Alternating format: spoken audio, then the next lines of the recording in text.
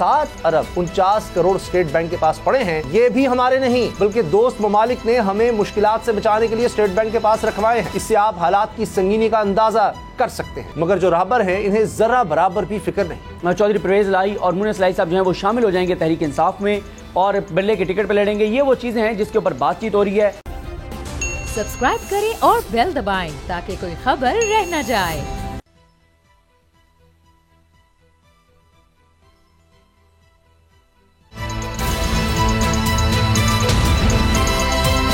अब पता चला। बिस्मिल्लाहिर्रहमानिर्रहीम, अस्सलाम वालेकुम। मैं हूं मोहम्मद उसामा गाजी और आप देख रहे हैं अब पता चला। आज के प्रोग्राम में बात होगी इमरान खान मुज़ाकरात पर तैयार, हुकूमत गिरफ्तारी और नाअहल कराने की साजिशों में मसरूफ और इंसाफ मांगना आजम स्वाति का जुर्म क्यों। जो रियासत बचाने का नारा लगा कर आए थे वो सिर्फ सियासत बचा रहे हैं। खबर यह है कि बल्कि तशवीशनाक खबर यह है कि माशी हालात तेजी से बिगड़ते जा रहे हैं। स्टेट बैंक की हफ्तावार रिपोर्ट खतरे की घंटी बजा रही है। इस रिपोर्ट में बताया गया है कि ज़र मुबादला के ज़खायर में 32 करोड़ 70 लाख डॉलर की मजीद कमी हो गई है। स्टेट बैंक के एलामी के मुताबिक 25 नवंबर को खत्म होने वाले हफ्ते के दौरान गैर मुल्की कर्जों की अदायगी की गई, जिससे ज़र मुबादला के सरकारी ज़खायर कम होकर 7 अरब 49 करोड़ और 87 लाख डॉलर रह गए हैं। और ये जो 7 अरब 49 करोड़ स्टेट बैंक के पास पड़े हैं, ये भी हमारे नहीं बल्कि दोस्त ममालिक ने हमें मुश्किलात से बचाने के लिए स्टेट बैंक के पास रखवाए हैं। इससे आप हालात की संगीनी का अंदाजा कर सकते हैं, मगर जो राहबर हैं इन्हें जरा बराबर भी फिक्र नहीं। 13 जमाती हुकूमती इत्तेहाद ने जब से इक़्तिदार संभाला है उस दिन से लेकर आज के दिन तक की प्रेस कॉन्फ्रेंसेस, मीडिया टॉक उठाकर देख लें, किसी ने भी इस खतरे की निशानदेही नहीं की। एक दिन में दर्जन प्रेस कॉन्फ्रेंसेस की गई जो इमरान खान के नाम से शुरू होकर इमरान खान के नाम पर खत्म हुई। इस शोर में ये लोग अपने मुकदमात खत्म करते गए। अवाम को 1 रुपए का रिलीफ इन्होंने नहीं दिया। जब पेट्रोल आलमी मंडी में $120 फी बैरल था, उस वक्त इमरान खान की हुकूमत 150 रुपए फी लीटर में फरोख्त कर रही थी। अब पेट्रोल की आलमी मंडी में कीमत $80 तक गिर गई है और अवाम को कितने में बेचा जा रहा है? 224 रुपए में। और किसकी हुकूमत में बेचा जा रहा है? शहबाज शरीफ की हुकूमत में, जिसे मरीम नवाज की बकौल अवाम के दुख दर्द की वजह से रातों को नींद नहीं आती थी। सच पूछें तो ये अवाम का दर्द नहीं बल्कि अपनी सियासत खत्म होने का दुख है। इसीलिए ये लोग इलेक्शन से मुसलसल भाग रहे हैं। जब इमरान खान इलेक्शन का मुतालबा करते थे तो राना सनाउल्लाह समेत हुकूमती वजीर कहते थे कि पहले पंजाब और केपी असम्बलियां तोड़ें फिर इलेक्शन कराएंगे। और जब से इमरान खान ने सूबाई असम्बलियां तोड़ने की बात की है, इनकी टांगें कांप गई हैं। तहरीक इंसाफ को अदम एतमाद और गवर्नर राज से डराने की कोशिश भी नाकाम हो गई है। इमरान खान की बकौल वो हकीकी आज़ादी मार्च इस्लामाबाद इसलिए नहीं लेकर गए क्योंकि मुल्की मईशत इसका बोझ नहीं उठा सकती थी। अब इमरान खान ने एक बार फिर हुकूमत को मौका दिया है कि वो साथ बैठें, बात करें और इलेक्शन की तारीख दें। क्या हुकूमत हालात की संगीनी को समझेगी या फिर सियासत को तरजीह देगी? इसी से आगाज़ करेंगे। सदीक जान मेरे साथ है। सदीक, ये पहली दफ़ा इस तरह से इमरान खान साहब ने हालिया ऑफर की है मुज़ाकरात की। क्या हुकूमत इस पर आएगी या आपको लगता है कि जिस तरह कहा जा रहा है नहीं जी अक्टूबर में ही होंगे, वो उसी तरफ डटे रहेंगे और ये मईशत का जो हम बेड़ा गर्क होते देख रहे हैं, ये मामला इसी तरह चलता रहेगा? देखो उसामा गाजी साहब, इमरान खान साहब ने आज ये बात कहकर और तमाम इदारों के सामने ये वाज़े कर दिया है कि इमरान खान बातचीत करने को तैयार हैं और कल को अगर मुल्क में कोई भी आइनी बहरान आएगा, मुआशी बहरान आएगा, सूरत हाल गंभीर होगी, हालात ख़तरनाक होंगे, तो उसके ज़िम्मेदार इमरान खान हरगिज़ नहीं होंगे। देखें उसामा गाजी साहब, कल मैंने प्रोग्राम के अख्ताम में एक ख़बर आपके साथ शेयर की थी कि PDM ने तहरीक इंसाफ से बैकडोर राब्ते बहाल करने का फ़ैसला किया है। उसके बाद जब प्रोग्राम ख़त्म हुआ तो समी इब्राहिम साहब के प्रोग्राम में इस दौरान मुझे ये कन्फर्म हो गया कि पहला राब्ता तहरीक इंसाफ और हुकूमत के दरमियान हो चुका है। तो अब भी मैं अपनी खबर पर कायम हूँ कि तहरीक इंसाफ और हुकूमत के दरमियान बैकडोर राब्ते हो चुके हैं, बातचीत का आगाज़ हो चुका है। लेकिन इमरान खान जो हैं वो सिर्फ एक चीज़ चाहते हैं और वो ये चाहते हैं कि एज़ सुन एज़ पॉसिबल हुकूमत ये ऐलान कर दे कि हम फ़लाँ महीने में फ़लाँ तारीख को इलेक्शन करवा देंगे, और एक ऐसी तारीख जो कि इमरान खान को भी काबिल कबूल होगी। अगर हुकूमत ये कहती है कि अभी हम तारीख का ऐलान भी नहीं करते और आप जो है वो पस पर्दा हमारे साथ मामला तय कर लें, हम आपसे वादा कर लेते हैं कि फ़लाँ महीने में फ़लाँ तारीख को असम्बली तहलील कर देंगे, तो ऐसा नहीं होगा। इमरान खान इन पर ये एतमाद और एतबार नहीं करेंगे। इमरान खान ये चाहेंगे कि ये अनाउंस करें कि हम फ़लाँ महीने में इंतखाबात करवाएंगे, उसके बाद इमरान खान भी अपनी इंतखाबी मुहिम में मसरूफ़ हो जाएंगे, अपनी ये जो एजुटेशन है ये सारी चीज़ें इसको वाइंड अप कर देंगे, असम्बली तहलील नहीं होंगी, चीज़ें आगे बढ़ेंगी। वरना ये मैं आपको बता सकता हूँ कि बार बार हम ये चीज़ें बता रहे हैं कि हुकूमत जो जो ऑप्शंस बता रही है उनमें से कोई ऑप्शन उनके पास नहीं है, चाहे वो तहरीक एतमाद हो, चाहे वो गवर्नर की जानिब से एतमाद का वोट लेने की बात हो, चाहे वो गवर्नर राज हो, कोई एक भी ऑप्शन, इवन के खरीदो फरोख्त या जरदारी साहब जो है वो मंडी लगाएं, दोबारा खरीदो फरोख्त करें, कोई चीज़ नहीं हो सकती। आप देखें मुसलसल हम ये बात कह रहे हैं कि किसी एक चीज़ को आप उठा के बात करें। मिसाल के तौर पे आप बात करें गवर्नर राज, जो सबसे आसान एक तरह का हल है, उसमें सदर पाकिस्तान से दस्तखत कैसे करवाएंगे। दूसरी बात यह कि क्या अदालतें उसको बरकरार रखेगी। आज ही लतीफ़ खोसा साहब ने इस्लामाबाद हाई कोर्ट में, जो कि जिनका ताल्लुक पीपल्स पार्टी से है, जो पीपल्स पार्टी के गवर्नर भी रहे हैं, जो पीपल्स पार्टी की लीगल टीम के, इवन के बेनज़ीर भुट्टो की लीगल टीम का अहम हिस्सा थे, उसके बाद जरदारी साहब की लीगल टीम का अहम हिस्सा हैं, पीपल्स पार्टी की लीगल टीम का अहम हिस्सा है, और इससे बढ़कर पाकिस्तान के नामवर और ज़बरदस्त वकला में उनका शुमार होता है, टॉप 5 में उनका शुमार होता है। तो लतीफ़ खोसा साहब ये कह रहे हैं कि अगर गवर्नर राज लगाया गया तो अदालतें उठा के बाहर फेंक देंगी। अब आ जाए तहरीक एतमाद पर, कल से सुन रहे हैं जनाब वो जरदारी साहब को टास्क दे दिया, जरदारी साहब जो है वो कर देंगे जनाब, कुछ लोगों को खरीद लेंगे। मैं कहता हूँ 50 बंदे जरदारी साहब खरीद लें, जब वो वोट डालेंगे हमजा शहबाज को या तहरीक एतमाद में इनके खिलाफ, या वो वोट नहीं डालते और वो कहते हैं कि हम न्यूट्रल रहेंगे, तो वो तो डिसीट हो जाएंगे, और अगर वो वोट डालेंगे वोट काउंट ही नहीं होगा, तो ये भी नहीं हो सकता। एतमाद का वोट लेने पे भी आइन में 4 ऐसी जगह हैं उसामा गाजी साहब, जहाँ पे पार्टी के जो रुकन है, पार्टी के टिकट पे मुंतखब होने वाला या आज़ाद लड़कर जीतकर आकर पार्टी को ज्वाइन करने वाला, वो 4 चीज़ों पर आइन ने उसको रोका हुआ है। पहला वज़ीर आज़म या वज़ीर आला का इंतखाब, दूसरा आइनी तरमीम, तीसरा बजट, और चौथा जो है वो एतमाद का वोट अगर लेने का कहा जाता है या तहरीक एतमाद आती है। इन चार चीज़ों पर वो पाबंद है, अपनी पार्टी की जो पार्लिमानी पार्टी है उसके अहकामात का वो पाबंद है। तो मैं नहीं समझता कि इस वक्त जितने भी ऑप्शन डिस्कस किए जा रहे हैं कोई ऑप्शन है सिवाय इसके कि मुज़ाकरात किए जाएं, बैठकर बात की जाए और अच्छे तरीके से चीज़ों को आगे बढ़ाया जाए। जान, एक दूसरा पॉइंट ऑफ व्यू भी है, वो ये कि IMF इस वक्त राज़ी नहीं हुआ इस हुकूमत से, और बिल्कुल वो तो दिवालिया की तरफ मुल्क जाता नजर आ रहा है। बैंकों ने डॉलर्स में जिन्होंने अकाउंट खोले हुए हैं उनको भी वो देने से इनकार कर रहे हैं। गूगल की पेमेंट जो है वो नहीं हो रही। अब तो रूफ क्लासरा साहब ने खबर दी है कि जी सिफारतकारों को पेमेंट नहीं हो रही, कि जी डॉलर नहीं है इतने, ये हालात हो गए हैं। रेमिटेंसेज तरसीलात ज़र नीचे जा रही हैं, एक्सपोर्ट तीसरा महीना है गिरती चली जा रही हैं, और अभी $1 अरब हमने देना है अभी, और हुकूमत कह चुकी है कि हम देंगे 5 दिसंबर से पहले, उसके बाद ये $7 अरब रह जाएंगे हमारे ज़खायर। तो क्या मईशत ऐसी है कि इमरान खान साहब को ये भी मशवरा दिया जा रहा है कि अभी ना आए, क्योंकि इतने मसाइल हैं कि वो आकर कोई भी इसको ठीक करने की कोशिश करेगा तो बड़े अनपॉपुलर डिसीजन लेने पड़ेंगे। अब जिन्होंने ये पिछले 8 महीने में तबाही मचाई है कि वोटर ऑफ कॉन्फिडेंस लाकर, अदम इस्तेहकाम फैलाकर उनको भुगतने दें, ये भी तो एक सोच है। देखें, मैं आपको ये बताऊं, हमने पहले भी उसामा साहब ये प्रोग्राम में बात की थी कि तहरीक इंसाफ के कुछ आम रहनुमा हैं जो इमरान खान साहब को मशवरा दे रहे हैं कि खान साहब इस हुकूमत को मई तक चलने दें, इस हुकूमत को जाने दें, मई जून तक इनको जाने दें। सूरत हाल बहुत मुआशी तौर पर ख़राब है, हम आएंगे, लोगों के एक्सपेक्टेशंस बहुत ज़्यादा हैं। और फिर एक और चीज़ मैं आपको बताऊँ, आपने मुईशत की बात की, मैं कोई इकोनॉमी का स्टूडेंट नहीं हूँ या मेरा उसके ऊपर कोई इतना अबूर नहीं है, लेकिन हम जो माहिरीन मुईशत से सुनते हैं 3 चीज़ें हैं जिसके ज़रिए आपके मुल्क में डॉलर आता है। एक बैरूनी सरमायाकारी के ज़रिए, दूसरा एक्सपोर्ट के ज़रिए, तीसरा रेमिटेंसेस के ज़रिए। इस वक्त बैरूनी सरमायाकारी आपकी हो नहीं रही, जिनकी बैरूनी सरमायाकारी है वो भी निकालने के चक्कर में। रेमिटेंसेस बहुत बड़ा ये ओवरसीज पाकिस्तानियों का अपने मुल्क के साथ एक कमिटमेंट है कि वो ओवरसीज पाकिस्तानी रेमिटेंसेस भेजते हैं, वो भी आपके सामने डिक्लाइन कर रही हैं। और जब ओपन मार्केट और इंटर बैंक में 10-15 रुपए का फ़र्क होगा, कौन बैंक के जरिए भेजेगा? वो तो जाहिर है हवाला हुंडी के जरिए फिर भेजेंगे ताकि ज़्यादा उनको पैसे मिलें। हुकूमत रेगुलेट नहीं कर पा रही। दूसरा, ओवरसीज पाकिस्तानियों का कॉन्फिडेंस इस हुकूमत के ऊपर से खत्म हो रहा है, जिस वजह से वो आप पैसा पाकिस्तान भिजवा उस तरह नहीं रहे जिस तरह पहले भिजवा रहे थे। फिर एक फैक्टर ये भी हो सकता है कि दुनिया भर में महंगाई की एक लहर आई हुई है, उसकी वजह से भी हो सकता है। तीसरा जो है वो है एक्सपोर्ट्स आपकी घट रही हैं, इमरान खान के दौर में बढ़ रही थी। तो तीनों वो चीज़ें जिसके ज़रिए आपकी जिन चीज़ों पर आपकी इकोनॉमी खड़ी है। और फिर चौथा ये होता है कि आप अपने अखराजात कम करें, वो अखराजात दिन ब दिन बढ़ते चले जा रहे हैं। आप देखते हैं कभी शहबाज शरीफ साहब उठाते हैं, जहाज़ भरते हैं, तुर्की चले जाते हैं, कभी सऊदी अरब पहुंच जाते हैं, कभी अमेरिका पहुंच जाते हैं, कभी कहाँ पहुंच जाते हैं जहाज़ भर के, और फिर वापसी उन्होंने आना भी वाया लंदन होता है भाई की ज़ियारत करने के लिए। तो बात यह है कि इस वक्त इकॉनमी आप छोड़ दें लंबे चौड़े अदाद शुमार को, GDP ग्रोथ क्या है, करंट अकाउंट डेफिसिट क्या है, यह आम बंदे का मसला नहीं है। आम बंदे का मसला यह है कि जो रोज़मर्रा की ज़रूरियात की चीज़ें हैं वो पहुंच से बाहर हो गई हैं। बिजली के बिल पहुंच से बाहर हैं, पेट्रोल डीजल कीमतें आपके सामने हैं। ना इन एनर्जी प्राइसेस पे ना कोई घर चल पा रहा है, ना कोई दुकान चल पा रही है, ना कोई कारोबार चल पा रहा है, ना किसान अफोर्ड कर पा रहे हैं। तो बताएं फिर पीछे बचता क्या है?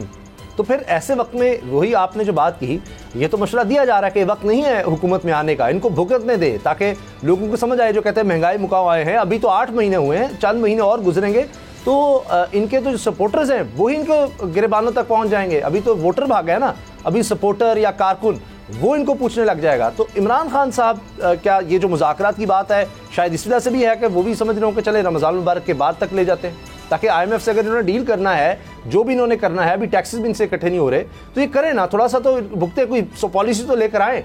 जो ये कह रहे हैं कि नहीं जी हम वक्त पूरा करेंगे, दिखाएं ना कैसे वक्त पूरा करेंगे। तो क्या ये वजह भी है कि इमरान खान साहब ये जो मुज़ाकरात की बात की है शायद इसमें ये भी वजह शामिल हो?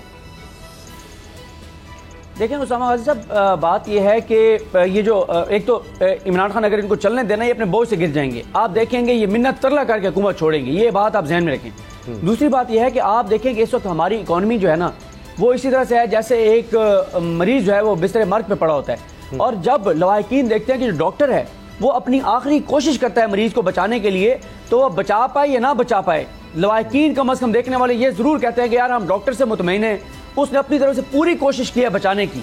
लेकिन अगर जो है वो मरीज बिस्तर मार्ग पे हो, वो मर रहा हो, और डॉक्टर बैठ के टिकटॉक देख रहा हो, डॉक्टर बैठ के और PUBG खेल रहा हो, डॉक्टर बैठ के कोई और वो जो कैंडी क्रश जो फवाद चौधरी कहते हैं कि मरियम औरंगजेब साहब बहुत अच्छी खेलती हैं, वो खेल रहा हो, तो बताएं लवाहिकीन डॉक्टर साहब क्या करेंगे, उनकी क्या तासुर होगा डॉक्टर के बारे में। यही हाल यहाँ पे है। पाकिस्तानी मुईशत बीमार हालत में थी, वेंटिलेटर पर थी, बड़ी मुश्किल से उसको वेंटिलेटर पर उतार के वार्ड में शिफ्ट किया था, फिर ये आए, ये दोबारा उसको वेंटिलेटर पे ले गए, फिर कोई नजर नहीं आती, एफर्ट नजर नहीं आती, कोशिश नजर नहीं आती। एफर्ट नजर आनी चाहिए ना कि जनाब हम फलां मुल्क से बात कर रहे हैं, फलां मुल्क से बात कर रहे हैं, हम ये अखराजात कम कर रहे हैं, यहाँ से करेंगे, ये कोशिश करें, कोई कोशिश नजर नहीं आ रही। तो जब ये जो डॉक्टर आए हैं, ये जो नीम हकीम आए हैं, जिनके पास जाली डिग्रियां हैं, जिनको सिर्फ इसलिए लाया गया कि माल पानी बनाए, करप्शन लूट मार के लिए लाया गया है, जब आवाम को नजर आ रहा है कि कोई एफर्ट नहीं है, कोई संजीदगी नहीं है, कोई कोशिश नहीं है, यार कोशिश तो करके देखो। लेकिन मसला क्या है, शहबाज शरीफ साहब रोज बेचारे बैठते हैं, कभी एक नाराज है, कभी दूसरा नाराज है, कभी तीसरा नाराज है, फिर और एक लिस्ट आई हुई होती है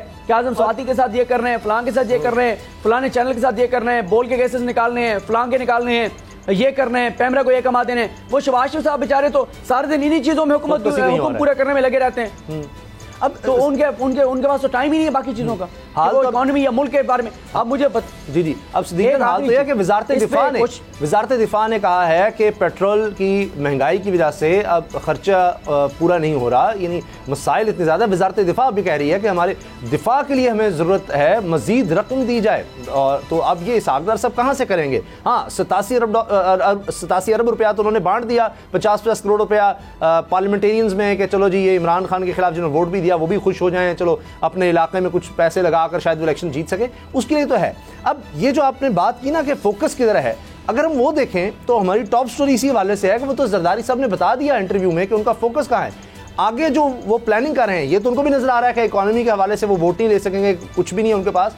इमरान खान की नाहली, इमरान खान को नैब के जरिए नाहल करना है, वो तो अब जरदारी साहब ने बता दिया। प्लान तो यह है, यानी पहले अपने केसेस माफ़ करवाने थे, अपने केसेस ख़त्म करवाने थे, वो मरहला पूरा हो गया। वो जो रजीम चेंज करके आए थे, ओवरसीज़ का वोट भी गया, नैब का सारा मामला हो गया, वो सारा कुछ कर लिया, वजारतें भी ले ली, वो इंजॉयमेंट भी कर ली।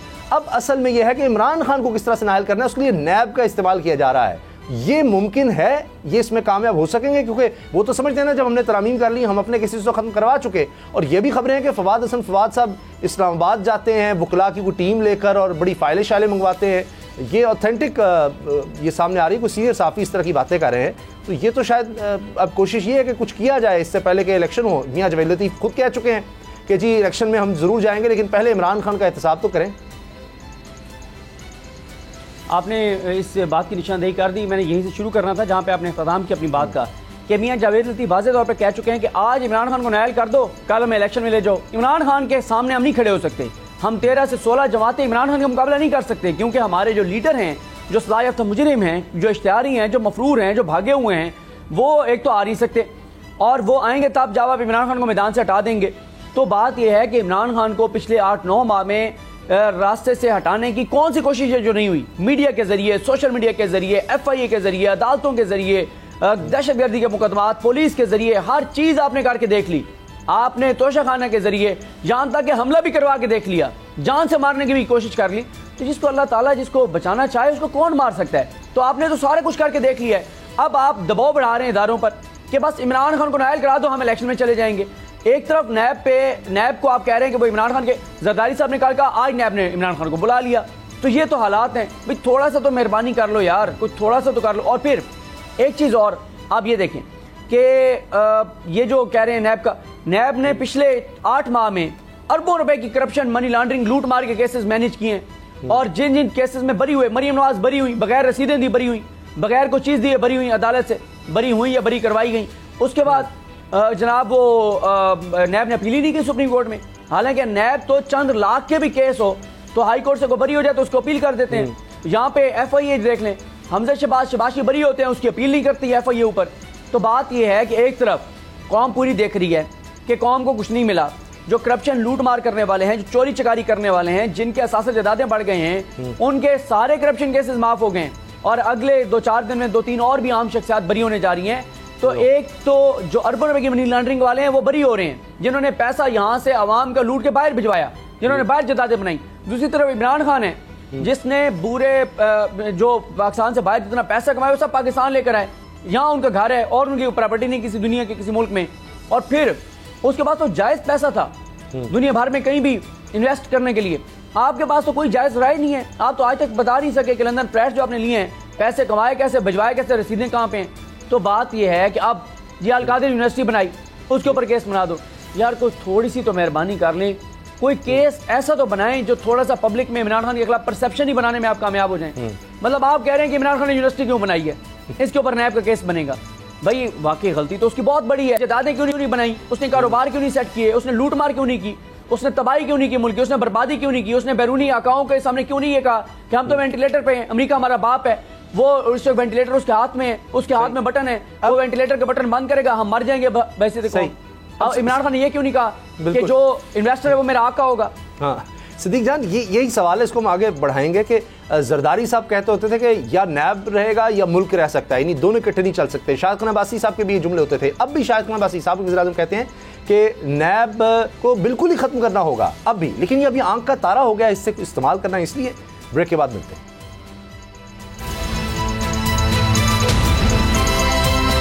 अब पता चला।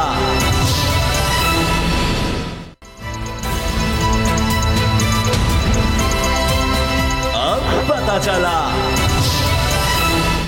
ब्रेक से पहले जिस तरह हम बात कर रहे थे कि आसिफ अली जरदारी साहब ने बता दिया उनका प्लान क्या है, PDM की तरफ से भी इस तरह की स्टेटमेंट्स आ रही थी कि इमरान खान को नायल करना है, उसके लिए नैब को एक्टिव कर दिया गया है। लेकिन दिलचस्प बात यह है कि यही नैब जिसके पर मुकम्मल तौर पर काटे जा चुके हैं, अब इसके हवाले से शाहिद खान अब्बासी साहब ने कहा कि इसको मुकम्मल ख़त्म करना है। अभी हाल ही में उनका बयान था, इससे पहले इमरान खान के दौरे हुकूमत में तो कहते थे कि जी या मुल्क चलेगा या नैब, दोनों चीज़ें इकट्ठी नहीं चल सकती, यही जरदारी साहब कहते थे। तो अब इतनी ज़रूरत क्यों पड़ गई है इनको सिद्दीक जान दोबारा नैब की, जो इतना बुरा होता था उसके पर भी काट दिए, लेकिन अब भी उसकी ज़रूरत है। कहीं ये तो नहीं कि इमरान खान साहब जिस तरह कह रहे हैं कि फरीज़ इलाही साहब ने तो उनको पूरा इख्तियार दे दिया है, यहाँ तक है कि जी समरी साइन करके दे दिया है कि जब चाहें आप पंजाब असम्बली तहलील कर दें। खैबर पख्तूनख्वा की तो खैर बात हो रही थी और आप ये बता रहे थे कि इख्तलाफ नहीं है तहलील करने पर, वो आपकी खबर फिर दुरुस्त साबित हुई, टाइमिंग पर शायद बात ज़रूर हो रही थी। तो कहीं ये जो प्रेशर इनको आ रहा है इस वक्त PDM हुकूमत को, और वो जरदारी सब पे भारी होते थे, वो उनका इमेज भी ख़राब हो रहा है कि पहले तो वो कुछ ना कुछ कर लेते थे गिव एंड टेक, अब वो नहीं हो सकता, जिसकी बात आपने पहले की थी कि ना तो अब उस तरह खरीदो फरोख्त हो सकती है, फ़ायदा नहीं होगा, ना गवर्नर राज लग सकता है, कुछ नहीं। तो अब वो फ्रस्ट्रेशन में ये कह रहे हैं कि कुछ तो अब करे। तो अब नैब को कहा जा रहा है कि कोई केसेस खोलो। देखिए उसामा गाजी साहब, पहले मैं नैब पर आने से पहले एक और ख़बर आपके साथ शेयर करता चलूँ कि इमरान खान साहब ने एक कमेटी बना दी है पंजाब असम्बली तोड़ने के हवाले से, कब तोड़नी चाहिए, कब नहीं तोड़नी चाहिए, और अगर डिले करना है, कुछ टाइम चाहिए तो क्यों चाहिए, क्या वाकई कुछ ऐसे प्रोजेक्ट्स हैं, कुछ ऐसे मंसूबे हैं, कुछ ऐसी चीज़ें हैं जिनको करने के लिए टाइम चाहिए। तो इमरान खान साहब ने इस हवाले से एक कमेटी बना दी है। उस कमेटी में शामिल हैं शाह महमूद कुरैशी साहब, सेनेटर एजाज चौधरी साहब, फवाद चौधरी साहब, मियाँ असलम इकबाल साहब, मियाँ महमूद रशीद साहब, और ये शामिल हैं, एक दो और भी शख्सियात हैं पंजाब की जो इसमें शामिल हैं। और ये कमेटी इमरान खान साहब ने बनाई है और ये कमेटी अब इस सारे मामले को देखेगी कि क्या वाकई ज़रूरत है इस चीज़ की कि अभी पंजाब असम्बली को ना तोड़ा जाए, महीना 1.5 महीना चलाया जाए, क्योंकि वो जो परवेज़ इलाही साहब की राय है, इख्तलाफ किसी तरह का नहीं है, कोई इख्तलाफ नहीं है। PTI बिल्कुल मुकम्मल तौर पे, मेरी ऑफ द रिकॉर्ड कई लोगों से PTI में बात हुई, मैंने कहा थोड़ा सा बता दें कोई इख्तलाफ है, वो कहते हैं ज़रा बराबर भी इख्तलाफ नहीं है। वो ये कहते हैं कि सिर्फ दो चीज़ों के ऊपर बात हो रही है। चलें एक और भी मैं आपके साथ चीज़ शेयर कर लूँ।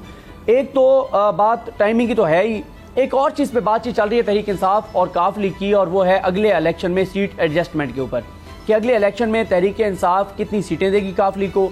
इस पर भी बातचीत चल रही है। देखा जाएगा कि काफ लीग अलग अपनी शनाख्त बरकरार रखते हुए इत्तेहाद करके तहरीक इंसाफ के साथ इलेक्शन लड़ेगी, या चौधरी परवेज़ लाई और मुनीस लाई साहब जो हैं वो शामिल हो जाएंगे तहरीक इंसाफ में और बिल्ले के टिकट पर लड़ेंगे। ये वो चीज़ें हैं जिसके ऊपर बातचीत हो रही है, और इसीलिए परवेज़ खटक जो है वो इमरान खान साहब के और चौधरी परवेज़ लाई साहब की मुलाकात से पहले जो है वो गए और उन्होंने मुलाकात की। तो ये दो चीज़ें हैं जिसके ऊपर बातचीत जारी है। इख्तिलाफ कोई नहीं है। अब आपने देख लिया कि पूरा इख्तियार परवेज़ लाई साहब ने इमरान खान साहब को दे दिया है। तो ये तो एक इंपॉर्टेंट चीज़ थी जो मैंने आपके साथ शेयर की है। जो आप नैब की बात कर रहे हैं, देखें नैब के हवाले से जो चीज़ें सामने आ रही हैं कि आपने तरमीम की धड़ाधड़ केसेस जो है वो रोज़ाना 20 केसेस नैब के बंद करके नैब अदालतें भेज रही हैं नैब को, और नैब उनके ऊपर बैठ गया है। उनको जो है वो किसी कमरे में बिल्कुल फाइलों को रख दिया गया है कि इनको हवा भी ना लगे, इनको रोशनी भी इन तक ना पहुंचे।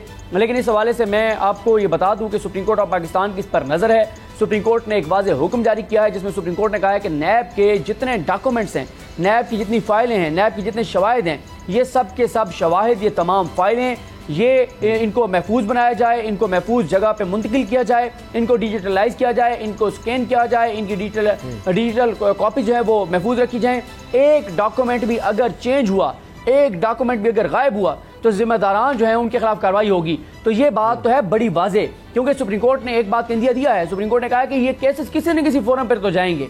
अगर कोई ये समझता है कि केस जो है वो बंद हो जाएंगे हमेशा के लिए, ऐसा नहीं हो सकता। और सुप्रीम कोर्ट ने बिल्कुल ये बात इसका ये वाज़ेह किया है कि जब सुप्रीम कोर्ट इस केस को अपने मंतकी अंजाम तक पहुँचाएगी और इसका फैसला सुनाएगी, क्योंकि कल से ये केस जो है ये मंडे से या ट्यूसडे से ये केस दोबारा शुरू हो रहा है नैब में जो तरमीम की गई हैं, जिसमें ख्वाजा हारिस साहब जो हैं वो इमरान खान साहब के वकील हैं। वही ख्वाजा हारिस साहब जिन्होंने जो शरीफ खानदान के पहले वकील थे और पनामा में पूरा उन्होंने ट्रायल जो है उन्होंने कंडक्ट किया, तो वो इमरान खान साहब के वकील हैं। आप मुझे बताएं ख्वाजा हारिस साहब से बेहतर कौन जानता है कि नैब की जो तरमीम हुई है उसमें किस किस को क्या फ़ायदा हुआ है।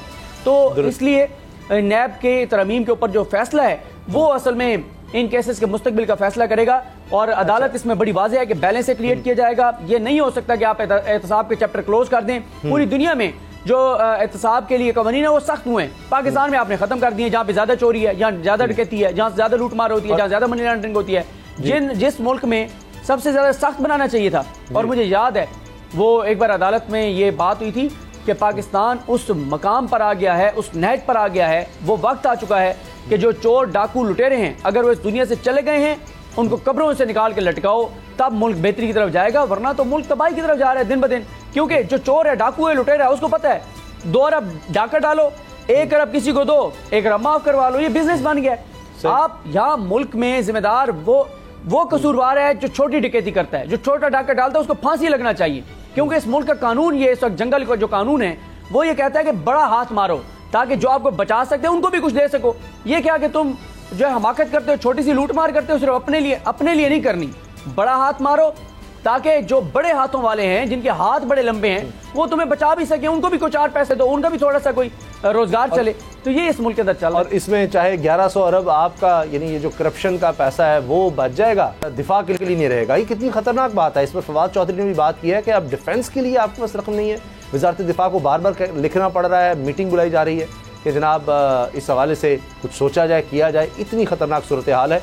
और दूसरी तरफ बातें ये हो रही हैं कि जनाब इमरान खान को किस तरह से काबू करना है। सारा फोकस पिछले 8 महीने में अपने केसेस ख़त्म करवाने पर, इमरान खान के खिलाफ केसेस बनाने पर, इन दहशतगर्दी तक का मुकदमा बनाने पर इनका फोकस रहा है। तभी इस वक्त ये सूरत हाल है। ब्रेक लेते हैं, ब्रेक के बाद बात करेंगे बोल्ड न्यूज़ के लिए एक और इम्तिहान है। फिर केसेस बनाने की बात हो रही है, तो ब्रेक के बाद हम इस पर भी बात करेंगे। और आज़म स्वाति साहब, उनके साथ क्या हुआ, यानी किसी केस में रिहाई मिलती है या FIA कहता है जी हमें रिमांड नहीं चाहिए, तो किसी और केस में उनको गिरफ्तार करके तो कोयटा की पुलिस ले जाती है। तो एक बूढ़े शख्स के साथ ये क्या हो रहा है, जब किसी तबीयत भी ख़राब थी, उसको हॉस्पिटल भी ले जाया गया, इस पर बात करेंगे ब्रेक के बाद। अब पता चला।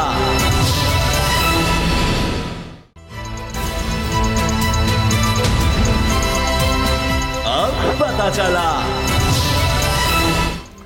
हक और सच की आवाज़ बनना बोल न्यूज़ का कसूर बन गया। फिर कोशिश हो रही है बोल न्यूज़ को केसेस में उलझाने की। इस हवाले से खुसूसी रिपोर्ट आपको दिखाते हैं।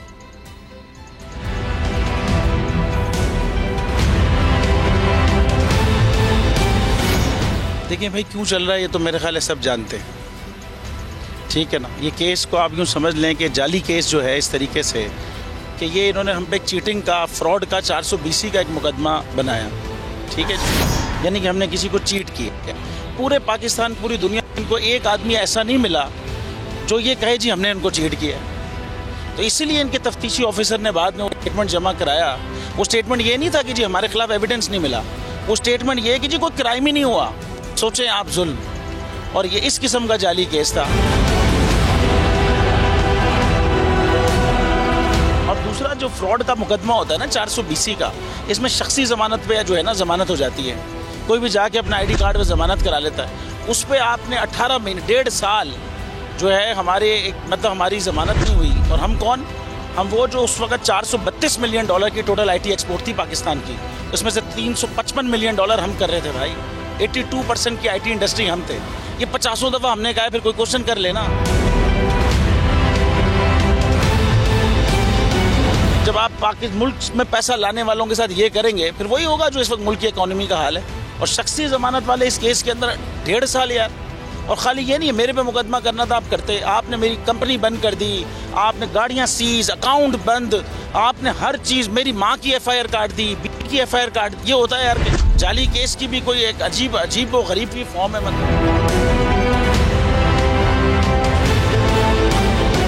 आप समझें 11 जजेस ने भाई नोट बिफोर मी किया है हमारे केस में, तभी वो 1.5 साल तक चलता रहा जमानत का मुकदमा। एक दफ़ा तो ये हुआ कि भरी अदालत में हमें बाइज्जत बरी कर दिया और 2 घंटे के बाद फैसला आया जी नोट बिफोर मी। लेकिन इसमें कोई ऐसी मसले वाली बात नहीं है। जो लोग भी हक पे खड़े रहते हैं ना, डरते नहीं हैं, बिकते नहीं हैं, झुकते नहीं हैं, उनके खिलाफ ये केसेस होते हैं भाई। सभी साहब यहाँ खड़े हैं, उनके खिलाफ अरशद शरीफ, और आप देखें इमरान रियाज, इमरान खान साहब को आप देख लें। ये इन ऐसे लोगों के खिलाफ ये केस होते हैं भाई। अगर आप हक पे खड़े रहेंगे और डरेंगे नहीं, झुकेंगे नहीं, इस जाली केस होंगे, कोई फ़र्क नहीं पड़ता। जाने दे दी, उसने जान दे दी अपनी। तो अगर पाकिस्तान की खातिर है ना, तो ये इंशाल्लाह हम ज़रूर करेंगे। सिद्दीक जान, ये कैसी हुकूमत है कि इनका ये तुरा इम्तियाज़ रहा है कि या तो किसी को जेब में करो, यानी उसको इस तरह से मना लो, जिस तरह हम सुन रहे हैं कि 2 अरब रुपया अब मीडिया मुहिम के लिए है। अगर कोई नहीं मानता तो उसके खिलाफ केसेस बना दो। अच्छा, सियासत में भी यही तरीका है और सहाफ़त के लिए भी, मीडिया के लिए भी यही तरीका है। देखिए, उनका फार्मूला एक ही है। आपको उनकी ज़बान बोलनी पड़ेगी, आपको उनसे पैसा लेना पड़ेगा, आपको उनके साथ मिलकर करप्शन लूटमार करनी पड़ेगी। क्योंकि शरीफ ख़ानदान का तरीकाकार ये है कि या तो चोरों, डाकुओं, लुटेरों को मुख्तलिफ ओहदों पर बिठा दो, या अगर कोई ठीक बंदा किसी ओहदे पर बैठा है उसको करप्ट कर दो। अब देखें मसला क्या है। मसला ये है कि पिछले 8 माह में आपने वो सारी चीज़ें दिखाई हैं जो नहीं दिखानी चाहिए थी आपको। आप इमरान खान के जलसे दिखाते रहे जो कि नहीं दिखाने चाहिए थे। आप इमरान खान के इंटरव्यू करते रहे जो कि नहीं करने चाहिए थे। जब कॉल आती थी कि इमरान खान जितनी देर बोल रहा है उतनी देर के ऐड ले लें, ऐड चलाने नहीं चलाने वो एक अलग बात है। 2 अरब रुपया तो भाई कुछ भी नहीं है, ये तो सिर्फ ड्रामा है 2 अरब का। पता नहीं कितने अरब पिछले 8 माह में इन्होंने लगा दिए हैं। एक तरफ कहते हैं कि जहर खाने के पैसा नहीं है, दूसरी तरफ ऑडिट करा लें। लेकिन मसला ये, ऑडिट कौन करेगा?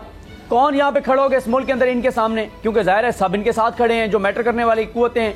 वरना अगर आप ऑडिट करवा लें कि पिछले 8 माह में इन्होंने मीडिया पे कितने खर्च किए हैं, और ये जो केसेस, जिस तरह से ये शुएब साहब का केस जो है, ये केस ये शुरू क्यों हुआ दोबारा, ये किस तरह, कौन है इसके पीछे, किस किस को मैसेजेस आए, जब ये केस समाअत के लिए मुकर्रर हुआ तो किस किस को मैसेज आया कि अच्छी तरह से खबर बनानी है, अच्छी तरह से खबर चलानी है, इस मामले को देखना है। तो ये सारी चीज़ें, हम भी यही हैं, हम भी इसी शहर में रहते हैं, हम भी इन अदालतों में जाते हैं, हम भी लोगों से मिलते हैं, हमें सारा पता है कौन कहाँ से बैठ के क्या चीज़ें कर रहा है। लेकिन बात यह है कि बोल ने पिछले 8 माह में अपने अमल से साबित कर दिया है कि आप बोल को खामोश नहीं करवा सकते, आप बोल को चाबी वाला खिलौना नहीं बना सकते। ये नहीं हो सकता हम आपसे पैसे लेकर आपके इशारों पर नाचें और बाकी 9 चैनल्स जैसे आपकी ज़बान बोल रहे हैं हम आपकी ज़बान बोलें, आप हमें डिक्टेट करें, वहाँ से बैठ के वजारत से मुख्तलिफ जगहों से बैठ के एक शख्स बैठ कर हमें डिक्टेट करे ये चलाना है ये नहीं चलाना, ये ऐसे नहीं हो सकता।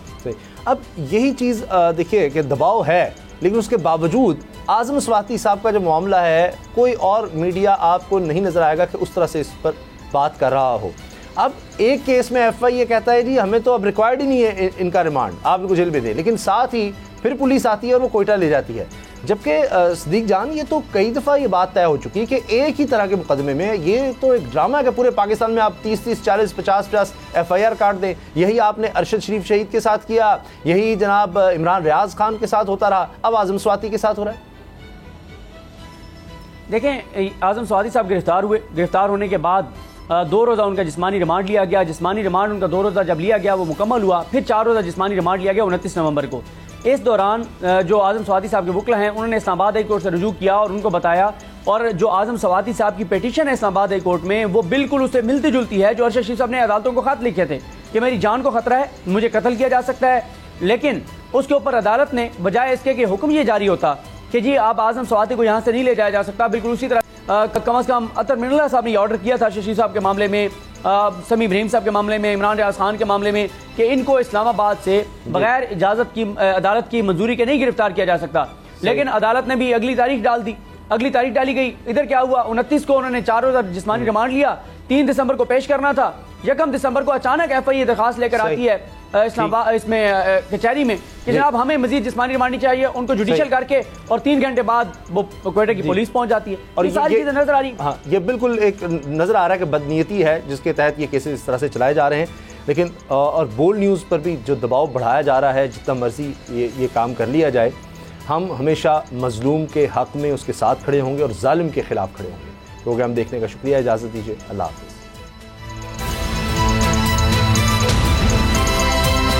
अब पता चला। अगर आपको ये वीडियो पसंद आई तो सब्सक्राइब करें और बेल पर क्लिक करें। आप ये समझें, ये जो हक है ना, हक पे खड़े रहना और हक को बोलना, ये दूर से लगता है तन्हा हो गए लोग। आप खान साहब को देखें, तन्हा दिखाई देने, सारी जमातें मिलकर उनके खिलाफ हैं, लेकिन आज भी पाकिस्तान की आवाम उस हक की आवाज़ के पीछे जो है 80% से ज़्यादा आवाम उनके साथ है। सेम एग्जैक्टली इसी तरीके से बोल की कहानी है भाई, बिल्कुल अलग आपको तन्हा दिखाई देगा, हर जगह आपको खड़ा हुआ नजर आएगा, हटेगा नहीं किसी चीज़ से। और उसके साथ भी 80% आवाम अगर आज आप देखें तो उसे बोल दिख रही है। जाली केस है ना, ये हम पे उस वक्त बनाए गए थे जब हुकूमत यही थी, इन्हीं लोगों की हुकूमत थी ना। और ये जाली केस, इनको मैं नहीं कह रहा इस केस को जाली केस, इनको पाकिस्तान में क्या पूरी दुनिया में एक ऐसा शिकायत कुंदा नहीं मिला, एक ऐसा कंप्लेनेंट नहीं मिला जिसने ये कहा हो कि हमारे साथ फ्रॉड हुआ है। तो ये खुद ही बन गए कंप्लेनेंट, और ये खुद ही इन्होंने खुद ही इन्वेस्टिगेशन की, उसकी खुद ही तफ्तीश भी की, यानी कि कंप्लेनेंट भी है, इन्वेस्टिगेशन ऑफिसर भी है। और इन द एंड इन्होंने फिर उसके बावजूद ये कोर्ट में जमा कराया कि जी ये केस जाली केस था और इसमें किसी किस्म जो कुछ एग्जैक्ट कर रहा था सब लीगल। ये मेरी बात नहीं है, ये इनके इन्वेस्टिगेशन ऑफिसर की बात। सबसे ज्यादा व्यूज और सबसे ज्यादा रेटिंग के साथ बोल आज भी रहा नंबर 1 पर। सब्सक्राइब करें और बेल दबाएं ताकि कोई खबर रह न जाए।